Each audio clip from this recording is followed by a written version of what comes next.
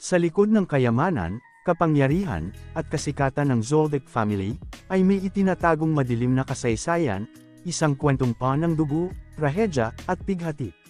Sa unang tingin, parang ordinaryong pamilya lang sila ng mga elite assassins.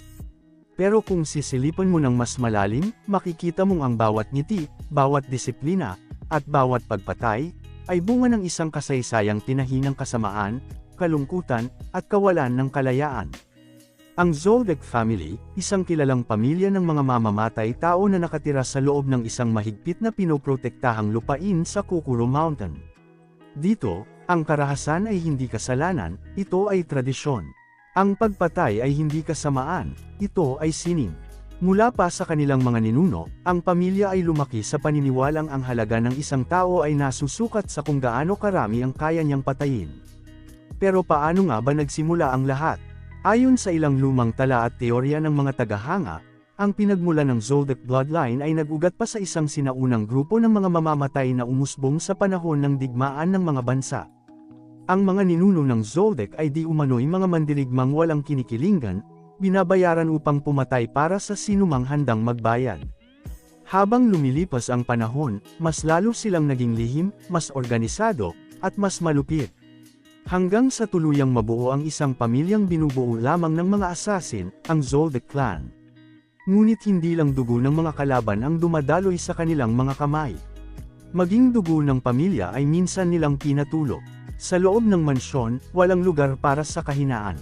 Ang bawat anak ay kailangang maging perpekto, at ang sinumang hindi makasunod, ay itinuturing na pagkakamali. Dito natin makikita kung gaano kalupit ang pagpapalaki ni Silva at ni Kaikyo sa kanilang mga anak, lalo na kay Killua. Si Killua, ang pang-apat na anak ng Zoldyck family, ay lumaki sa kapaligirang puro dugo, pagsasanay, at takot. Bawat araw, siya ay sinasanay para maging perpektong assassin.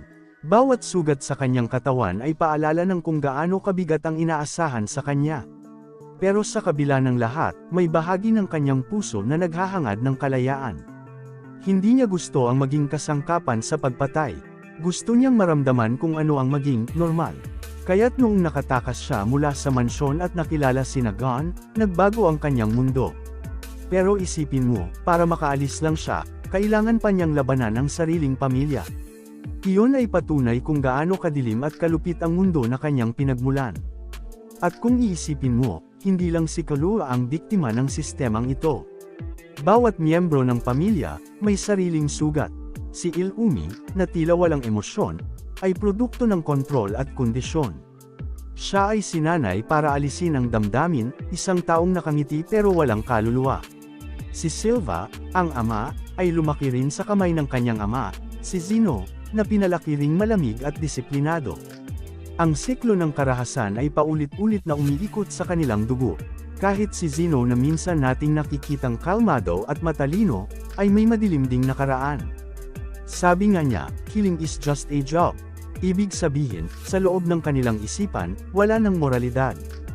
Ang buhay ng tao ay parang kontrata lang, kapag bayad, patay.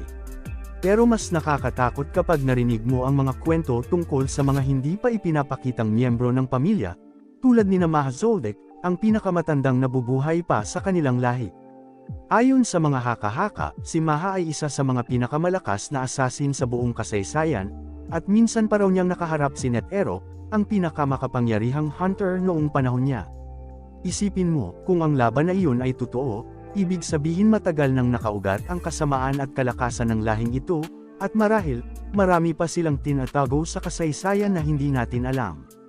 At, kung iisipin mo pa, sa gitna ng lahat ng karahasang iyon, ang Zoldyck family ay tila walang takas. Parang isang kulungan ng mansyon nila, may mga gwardya, halimaw, at mga pader na di basta-basta malalampasan.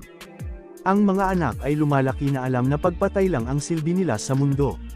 Ang mga magulang naman, tila mga harit reyna sa isang imperyo ng dugo. Pero sa totoo lang, isa lang itong malaki at malamig na kulungan ng kalungkutan. Ang kanilang pangalan ay kinatatakutan sa buong mundo, pero sa loob, sila mismo ay bihag ng sariling tradisyon. Dahil dito, masasabi nating ang tunay na dilim ng Zoldyck family ay hindi lang sa kanilang mga kamay na puno ng dugo, kundi sa puso nilang matagal nang nawala sa dilim ng tradisyon. Ang mga ngiti nila ay hindi saya, kundi maskara ng disiplina.